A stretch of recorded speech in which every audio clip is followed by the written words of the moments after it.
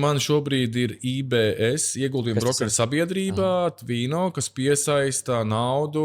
Mēs, piemēram, izsniedzam portfeļus, tā kā daudz naudas izsniedzam Polijā, tad mēs paņemam to izsniegto naudu, uztaisam no tā vērtspapīrus, un tad tirgojam šos vērtspapīrus investoriem tādā veidā piesaistot šo naudu, lai var nodarboties kreditēšanu. Tad potenciāli, ja tev ir bankas licence, tad tu vari ņemt depozītus.